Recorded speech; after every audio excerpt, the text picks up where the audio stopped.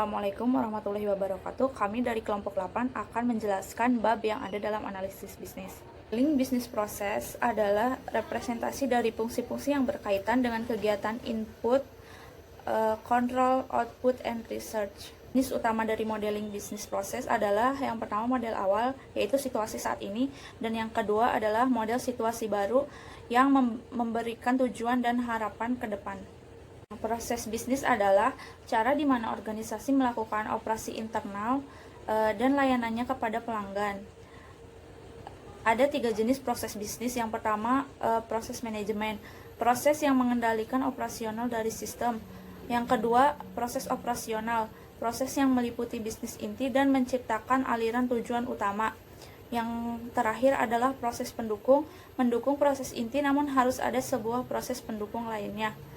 Pemodelan bisnis ada hal-hal yang harus diperhatikan. Yang pertama itu membentukkan input, mempunyai tujuan, menghasilkan output, membutuhkan sumber daya untuk memproses masukan, melakukan aktivitas secara berurutan, dan harus dapat melibatkan lebih dari satu bagian. Yang terakhir itu memberi keuntungan dan kemudahan. Finding the solution. Di sini ada analisis gap, yaitu analisis kesenjangan mengharuskan analisis bisnis mengeksplorasi keadaan saat ini dan saat keadaan masa depan yang diinginkan. Dalam defining the solution, ada pilihan formulasi, persyaratan bisnis, dan pengenalan arsitektur bisnis.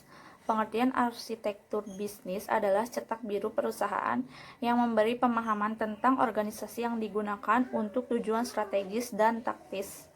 Nah, struktur arsitektur bisnis ada beberapa. Yang pertama, kemampuan, nilai-nilai, informasi, produk, pemasok, motivasi, unit bisnis, dan kebijakan.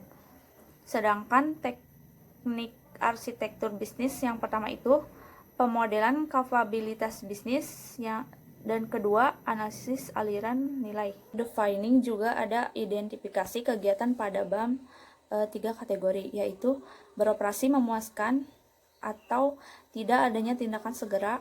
Yang kedua, beberapa tindakan atau masalah yang harus diatasi sampai diperlukannya tindakan. Yang ketiga, tidak ada pertimbangan yang mendesak. Saya akan menjelaskan mengenai documenting and managing requirement. Jadi, documenting and managing requirement ini terdiri dari the requirement catalog. Jadi, di dalam the requirement catalog ini terdiri dari 3. Yang pertama ada types of requirement. Types of requirement ini terdiri dari general, technical, fungsional, dan non-fungsional. Dan yang selanjutnya ada hierarchy of requirement dan ada documenting a requirement. Selanjutnya ada the requirement document. Di dalam the requirement document ini terdiri dari 2. Yang pertama ada structure dan yang kedua ada content of the requirement document. Selanjutnya ada type of requirement. Jadi type of requirement ini dibagi menjadi 2. Yang pertama ada business dan solution.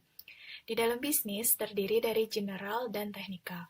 Dan di dalam solution terdiri dari fungsional dan non-fungsional.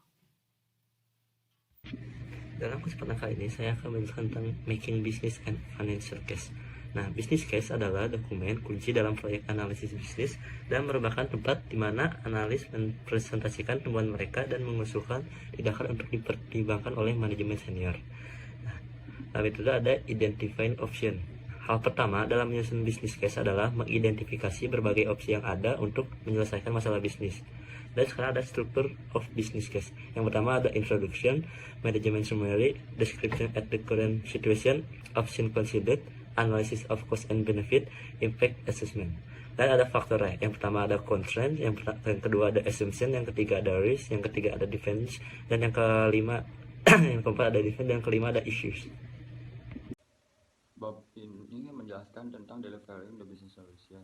Jadi delivering the business solution itu mencari suatu solusi dari permasalahan yang ada di dalam suatu bisnis. Lalu salah satu kunci agar sebuah bisnis bisa bertahan lama, berkembang dengan baik, terus mendapat keuntungan yang lebih, itu dengan cara menjadi solusi dari permasalahan yang kerap dihadapi oleh masyarakat kita. Terus dalam delivering the business solution itu ada 5 model, yaitu yang pertama itu ada the business chain life cycle, yang kedua itu ada the profit model, yang ketiga itu ada example design table, yang keempat itu ada example stat charts, yang kelima itu ada the SARA model. Jadi dengan model-model tersebut kita bisa mencari solusi-solusi gitu untuk bisnis kita ke depannya kayak gimana, berkembang atau tidak. Itu bisa kelihatan gitu dari model-model tersebut.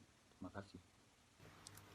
Saya ingin mempresentasikan tentang modeling recruitment dan delivering the recruitment. Yang pertama saya ingin mempresentasikan modeling recruitment. Data adalah bangunan dari semua sistem informasi, dan tujuan pemodelan data gunanya untuk mengekspresikan struktur ini secara ringkas dan bermanfaat. Dan etinitas adalah suatu yang diakui perusahaan di area yang sedang diselidiki, dan ingin mengumpulkan dan menyimpan data. Pemodelan data berkaitan dengan mengidentifikasi dan memahami item data melompokan atribut tersebut. Dan selanjutnya adalah delivering the requirements, yaitu penggunaan tambahan saat menganalisis persyaratan untuk solusi perubahan bisnis. Beberapa persyaratan akan lebih penting daripada yang lain. Dalam memutuskan bagaimana menyampaikan persyaratan yang penting untuk mempertimbangkan itu ada 4 poin. Yang pertama, siklus hidup, pendekatan, peran, teknik, dan pengiriman tambahan. Sekian, terima kasih.